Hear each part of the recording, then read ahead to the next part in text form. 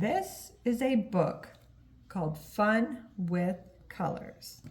This book focuses on the color yellow. Let's take a look at some of the things that are colored yellow. This is a duckling. Ducklings are baby ducks.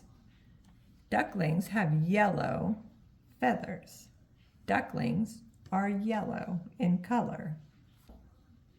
This little girl is wearing a yellow hat. This kind of hat is also called a cap.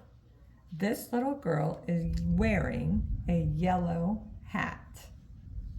This is a school bus. A school bus takes children to school. This school bus is colored yellow. It is a yellow bus.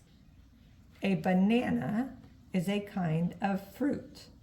A banana is yellow. This banana is yellow. It is a yellow banana. This is a spider. It is a yellow spider. The body of the spider is yellow, and all 8 legs are yellow. 1, 2, 3, 4, 5, 6, 7, 8.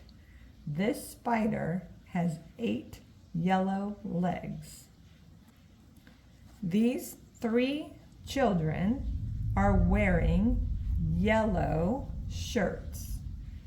They are wearing yellow t-shirts. These 3 children are about to play soccer.